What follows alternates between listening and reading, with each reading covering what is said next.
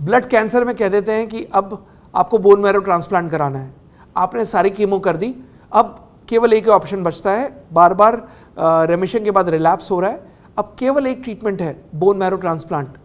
अब bone marrow transplant में जो शरीर का पूरा खून है उसको निकाला जाता है और एक फ्रेश तरीके से मैरो इन्फिल्ट्रेट की जाती है। क्या ये सही इलाज है? लाखों रुपए का इलाज है ये। और उसके बाद रिजल्ट क्या आएगा? आपने अपने हाथ कटवा लिए, आपने जो बोन मैरो थी आपने उसको चेंज कराकर आर्टिफिशियल इम्यूनिटी इन्फिल्ट्रेट कर दी और मतलब इंस्टॉल कर दी। तो ऐसा नहीं है कि आपने सिस्टम रिबूट किया, सिस्टम रिबूट करने के बाद सॉफ्टवेयर था, सॉफ्टवेयर को रिबूट कर दिया और नया सॉफ्टवेयर जो डाउनलोड किया उसमें वायरस नहीं आएगा। रैदर आपने उसको और डेंजरस बना दिया, रैदर आपने इम्यून सिस्टम को आर्टिफिशियल इम्यूनिटी में तब्दील कर दिया कि अगर कोई खांसेगा भी तो उसको खांसी पकड़ लेगी, अगर कोई टीबी का मरीज बाहर बैठ गया तो वो टीबी का फोकस लंग्स में आ जाएगा, अगर किसी को मतलब जो इम्यून सिस्टम है वो आपने इम्यून सिस्टम खत्म ही कर दिया। तो ब्लड कैंसर का इलाज बोन मैरो ट्रांसप्लांट कैसे हो सकता है?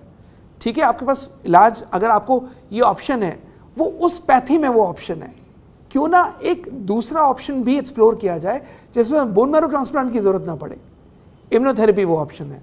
कैंसर हीलर सेंटर की इम्यूनोथेरेपी जो कैंप पे काम करती है, जो कॉम्प्लीमेंट्री एंड ऑल्टरनेट मेडिसिन में, वो इसी तरीके से इलाज करती है। अब ब्लड कैंसर में आपने बार बार ब्लड ट्रांसफ्यूजन कराया, आपने ब्लड चढ़वाया लेकिन वापस कम हो गया। जब पंचर है टायर, आप उसमें हवा भरेंगे वो गाड़ी कितनी दूर तक जाएगी? ज़्यादा दूर नहीं जा सकती।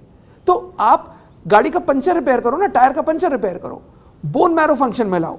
इम्यून सिस्टम को एक्टिव करने से बोन मैरो फंक्शन में आता है, और जब बोन मैरो फंक्शन में आता है तो अपने आप ही ब्लड बनना शुरू हो जाता है। बोन मैरो क्या है?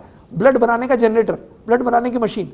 तो जब ब्लड अपने आप बन रहा है तो अपने आप ही आपको दिखेगा कि हीमोग्लोबिन बढ़ना शुरू हो गया, ब्लड काउंट्स नॉर्मल आने शुरू हो गए, प्लेटलेट्स नॉर्मल आने शुरू हो गए। ये फ़र्क आता है इम्यूनोथेरेपी का ट्रीटमेंट अपनाने से। तो बोन मैरो ट्रांसप्लांट कराना नहीं कराना, मैं उसको डिस्क्रेडिट नहीं कर रहा हूँ, बट सोच समझ के सलाह लीजिए, समझिए, सेकेंड ओपिनियन लीजिए और फिर उसके बाद डिसीजन लीजिए। जल्दबाजी में मत कराइए, डर से मत कराइए। ख्याल रखिए अपना।